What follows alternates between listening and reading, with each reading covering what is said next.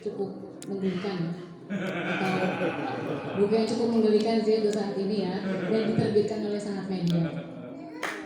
Keren banget. Mungkin saya hanya ini ya, melengkapi sedikit saja karena tiba-tiba tadi pagi saya langsung ditembak, Mbak, langsung bedah buku ini ya.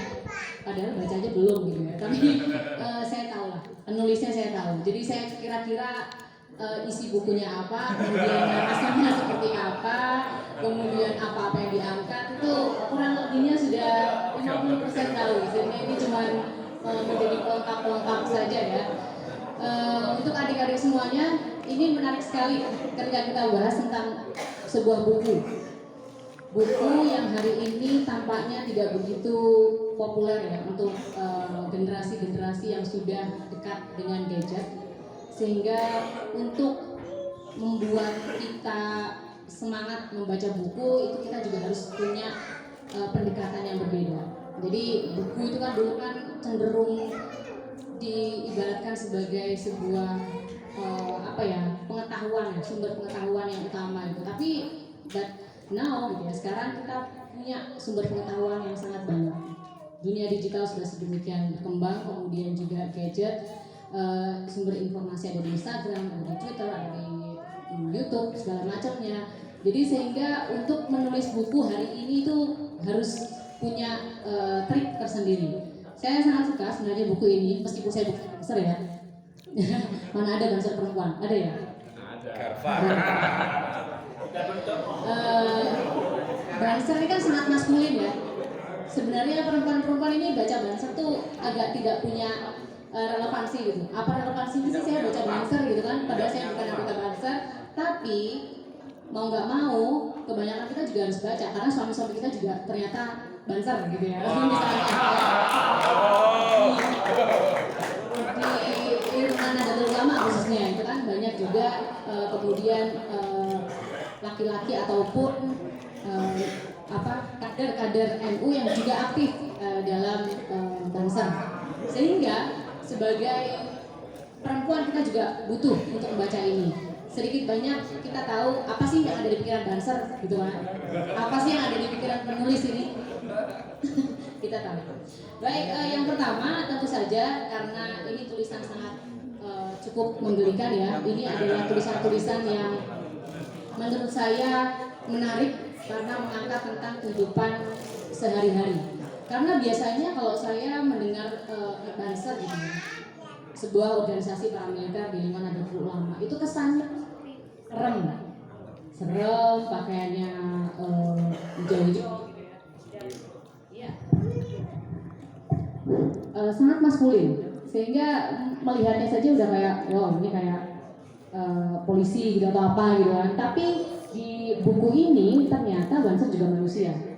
Jadi hal-hal sederhana yang diangkat, cerita-cerita sehari-hari, kemudian bagaimana seorang dancer berinteraksi dengan istri di rumah, bagaimana dancer berinteraksi dengan para kiai dan juga lingkungan-lingkungan sekitar, itu dituliskan dengan sangat cantik sekali oleh Bung Nadir ini. Tepuk tangan yang meriah dong.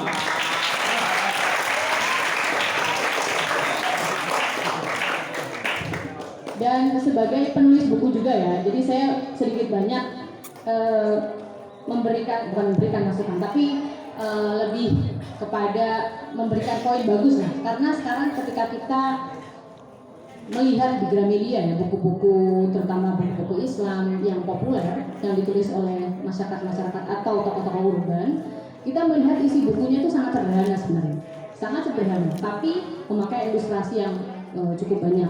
Nah, ini ternyata juga diadopsi oleh Bung Nadir. Nah, sehingga untuk membaca ini, adik-adik semuanya tidak perlu lah waktu misalnya sampai 1 bulan gitu, nggak perlu. Mungkin 1 minggu udah selesai dan it's fine karena ternyata isinya juga cukup menggelitik sebagai seorang dancer yang punya perspektif sangat luas. Bagaimana Bung Nadir ini menuliskan hal-hal lucu yang pada hari ini hal-hal lucu itu sangat langka, terutama dalam sebuah buku. Ya, dalam sebuah buku hal-hal lucu itu asing gitu. Kalau dalam perbincangan sehari-hari misalnya, oke, itu mungkin banyak ya kita ketemu teman, kita ketawa. Tapi kalau dalam sebuah buku, tulisan lucu itu untuk hari ini sangat berharga. ya nggak? Apalagi di media sosial, ketika semua ide kemudian saling sana sini, perbedaan ideologi, perbedaan aktivitas segala macamnya itu membuat sosial media sangat-sangat melelahkan untuk dilihat. Tapi dengan buku ini saya kira adik-adik semuanya bisa untuk menjadi penyegaran ide untuk melihat bagaimana sih Banser yang hari ini itu sedang meroket ya namanya. Kita lihat dari pinggir, dari subaltern, dari pinggiran, bukan dari elit, bukan dari penguasa ya, karena sejarah saya kira dituliskan oleh masyarakat kecil juga, seperti Bu Natif nulis di Mukadimah buku ini ya, bagus banget ini. Jadi sebagai seorang pembudaya, terutama saya perempuan, karena memang mungkin keterlibatan Banser dengan organisasi perempuan ataupun dengan komunitas-komunitas perempuan sangat minim, sehingga di sini memang tidak begitu banyak diulas ya. Paling isu-isu pribadi karena ya terkait dengan bagaimana hubungannya dengan istrinya, istri tiga, kemudian kebiasaan ibu-ibu sekarang yang suka drama Korea dan segala macamnya itu ditulis dengan lucu sekali di sini. Nah, mungkin kalau untuk perempuan ya, saya kira di lingkungan Nahdlatul Ulama kita juga punya Garfa, ya semacam paramiliter, karena sekali lagi itu Banser tidak bisa masuk ke dalam ruang-ruang perempuan ini, sehingga untuk Nahdlatul Ulama perlu untuk kemudian membuat sebuah organisasi paramiliter yang itu juga untuk mencakup dan juga untuk melindungi dan juga menjadi pengawas aktivitas-aktivitas perempuan di Nahdlatul Ulama. Itu namanya Garfa kalau saya ini ya, benar kan ini Garfa? Dan itu dibuat di bawah Fatayat kalau nggak salah. Di Jogja sendiri Fatayat Jogja sudah membuat Garfa, saya kira dibawahi oleh, nggak tahu ya kalau Garfa itu panggilnya komandan atau apa karena perempuan. Itu saya kira Mbak Fit salah satu peneliti juga di Jogja, dan ini merupakan hal yang menarik ya, dan yang perlu saya garis bawahi adalah ketika Banser tidak bisa masuk ke ruang-ruang perempuan ya, isu-isu perempuan, kemudian ini kan nggak bisa kan, sehingga Garfa bikin, padahal sebelumnya saya tuh pengen banget Banser ini juga ikut terlibat dalam merespon isu-isu perempuan khususnya. Bukan hanya poligami ya, bukan hanya masna, bukan hanya segala macamnya itu ya.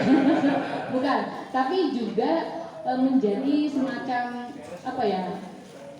pembela gitu, pembela atau berada di garis depan, pengayom perempuan-perempuan, khususnya ketika mereka tidak mendapatkan hal-hal yang mereka alami, ataupun misalnya terjadi pelecehan seksual ataupun kekerasan seksual, dan yang itu terjadi di wilayah-wilayah publik atau di pondok pesantren. Nah ini Banser kan kurang bersuara nih, gak ada suaranya kalau udah bicara tentang perempuan, karena mungkin memang belum menjadi isu yang cukup seksi ya di kalangan Banser, saya juga nggak tahu. Tapi ya ke depan mungkin Bung Natif bisa nih memasukkan hal tersebut. Ya itu dia. Bagaimana misalnya Banser ini juga ternyata bisa loh, tidak hanya mengayomi non-muslim ataupun komunitas-komunitas yang menjadi minoritas, padahal juga kita punya kelompok-kelompok minoritas lain, khususnya perempuan yang juga mengalami kekerasan ataupun ya segala macamnya lah, pokoknya hal-hal yang dirasa tidak adil. Nah itu Banser belum begitu muncul saya kira. Ini Bung Nadir, mungkin nanti bisa lah.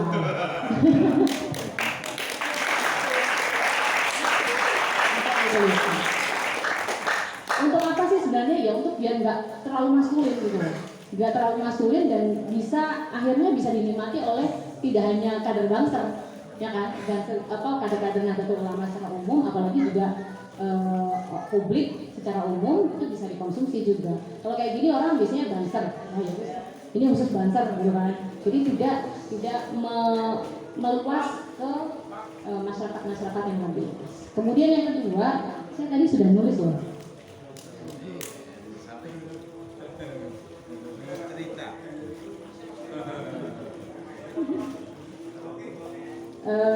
Apalagi, oh iya, saya sepakat sekali dengan Bung Nadif tadi ya yang mengatakan kita tidak perlu terlalu reaksioner terhadap hal-hal yang sebenarnya tidak substantif ya.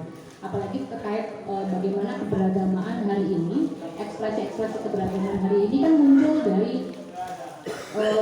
orang-orang urban ya, maksudnya masyarakat perkotaan yang itu ternyata ekspresinya sangat beragam. Ada yang tiba-tiba berhijrah gitu ya, kemudian ada yang tiba-tiba menjadi sok Islami atau apa. Nah, disinilah hal-hal yang perlu dikritik ya. Kadang beberapa, bukan semuanya, saya tidak ingin generalisir, tapi beberapa kader Banser itu juga terlalu reaksionis terhadap kehadiran komunitas-komunitas baru ini, maksudnya ekspresi-ekspresi keberagamaan yang baru. Nah, kalau saya punya catatan sih, komunitas-komunitas ini sebenarnya, kelompok-kelompok ini sebenarnya cuma didekatin aja. Jadi nggak perlu terlalu reaksionis untuk merespon segala macam, mereka memunculkan isu apa kemudian kita respon, itu sebenarnya nggak perlu. Nah, harus dirangkul. Karena memang sebenarnya seperti itu gitu loh. Ada hal-hal yang kemudian membuat mereka masuk karena memang jaringan, kedekatan, segala macam itu kan mempengaruhi. Nah, kalau mereka dekat kemudian langsung diberikan semacam amunisi atau langsung disikat habis gitu kan secara banser gitu kan, mereka langsung justru malah antipati, bukan malah mau masuk malah antipati. Ini juga perlu di garis bawahi. Dan saya kira karena ini sudah zuhur ya, dan ini kan saya kan cuma pembedah, bukan penulis juga. Saya memberikan beberapa perspektif saja, dan untuk adik-adik semuanya, ini buku bisa untuk anda semuanya baca, untuk sekedar menghabiskan waktu sore hari sambil mancing-mancing gitu kan di pohon ini, atau sambil bergurau, atau sambil menikmati sawah-sawah. Ini buku cukup oke banget untuk dibaca. Jadi untuk adik-adik semuanya yang ingin belajar menulis juga bisa dilatih, karena menulis itu kan membaca dulu ya Bung ya. Kalau ingin belajar menulis tidak membaca itu kan artinya sama saja, tidak akan bisa menulis. Nah, kalau ingin membaca buku, awal-awal baca buku ringan, ini buku yang cocok sekali untuk adik-adik semuanya, khususnya laki-laki ya di sini ya, yang mungkin nanti ingin terlibat dalam organisasi Banser dan yang lainnya. Mungkin cukup sekian dari saya, karena ini waktunya juga sudah zuhur. Semoga adik-adik semuanya terinspirasi oleh oleh penulis khususnya dan oleh beberapa pembicara di sini. Saya berterima kasih atas waktunya. Syukron. Assalamualaikum warahmatullahi wabarakatuh.